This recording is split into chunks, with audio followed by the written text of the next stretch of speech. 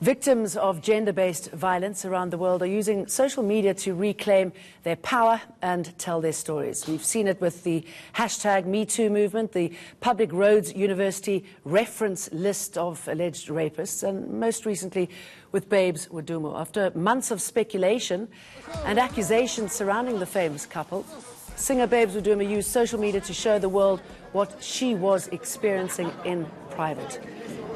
That took courage. She posted a live video on Instagram late on Sunday night showing her being assaulted, allegedly by her partner, Mampintsha.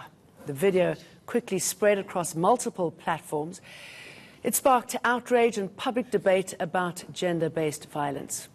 Now, on his release on bail this afternoon, this was Mantla Mampintsha Mapumolo's explanation to the media.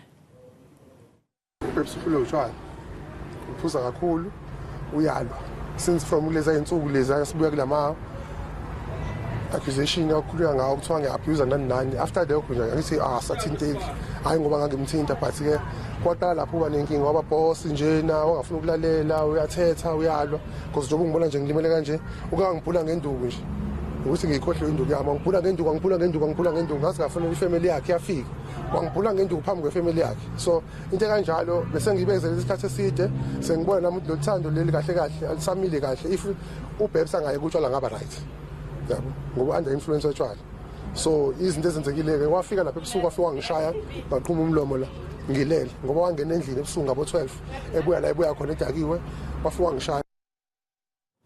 So what are the legal and psychological ramifications of exposing violence and crime on social media? Sometimes it appears to be the only way to reveal the abuse. The fear of an abusive partner is all-powerful. Women themselves often don't have the courage to go to the police. So what is the danger of exposing crime on social media? Do our laws help victims, families and friends jump in when they suspect abuse? We have in the studio Kozigiani, clinical psychologist, Verlie Oosthuizen, partner at Shepstone and Wiley, and Megan Harrington-Johnson, partner HJW Attorneys. Now, when we heard that being played out, all of us just cringed, didn't we? The sort of lack of acknowledgement of possibly what went down. I mean, psychologically, what is the impact of watching something like that playing out?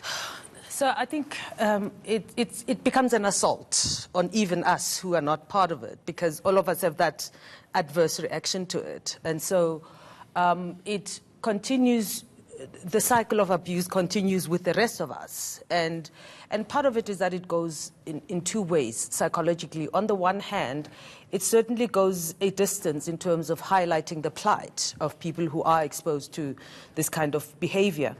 But it also, on another level, kind of numbs us, because when we get overexposed to violence, what it does is that in the mind it begins to normalize, and then we, in a sense, become numbed to it, and people can normalize it as part of. And is that this is also what because happens. it's the only way to deal with it, is to slightly numb yourself? Absolutely.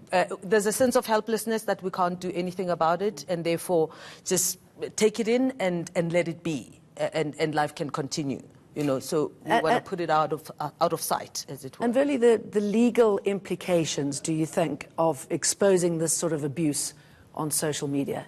Well, I think that there's a big temptation these days to do that. And obviously, we have a criminal justice system that's very slow to work. The courts are clogged. And sometimes people feel that that's their only way of dealing with something.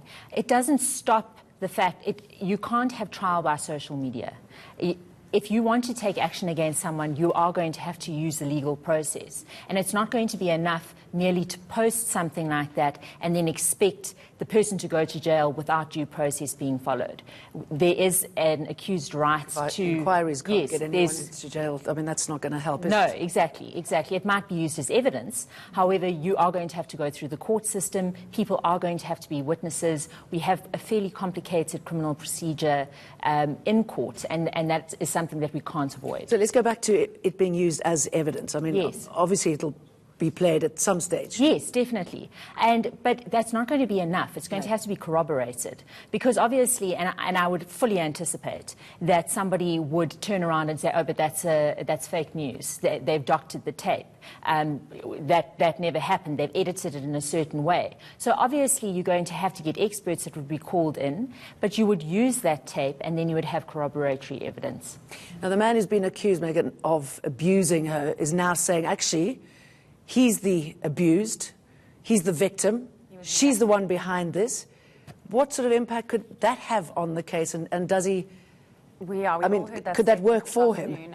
Unfortunately, in cases of domestic violence, or fortunately, we generally see counter accusations being leveled, and that simply relates to the nature of the crime and actually what's going on. You know, you're in an intimate partner relationship, tensions are running high, there's passion. Generally, if there's a fight, one person can accuse the other person of assault. So it's not necessarily just a tactic. Maybe there was a fight and he's claiming that he was also being assaulted. We weren't there, we don't know. So the criminal justice system must run its course. The police have an obligation to investigate the complaint. So if he has indeed gone to the police station and laid a complaint, the police must duly investigate it. It will then be handed over to the NPA, and the NPA must decide whether or not there's sufficient evidence to prosecute either one or both of the allegations. If she had been drunk, even if this had happened before, even if she had been abusive, I mean, can he still justify?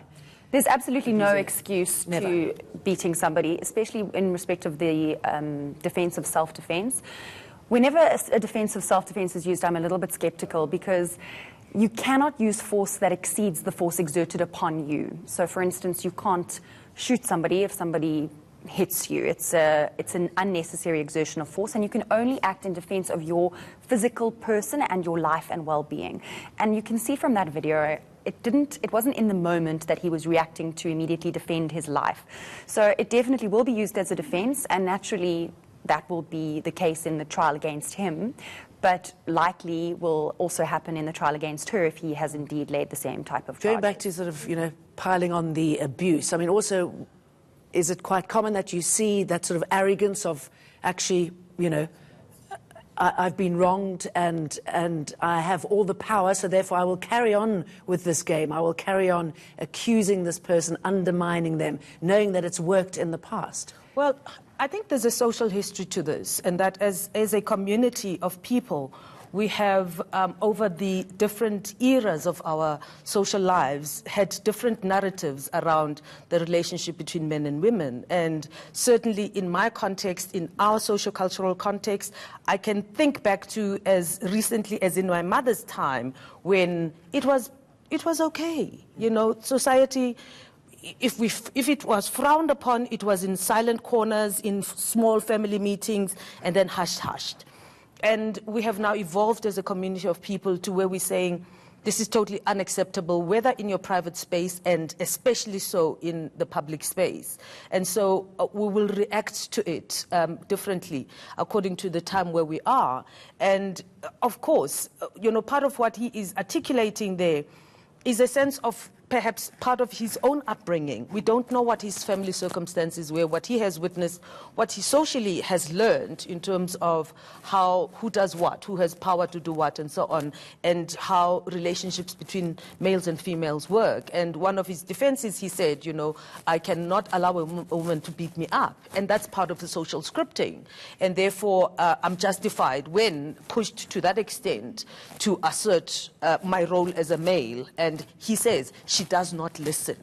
Okay, and Vernie, what about the family? I mean, we know that friends were trying to push a case against him. They couldn't do it. Shouldn't that change? Does that mean our law is antiquated?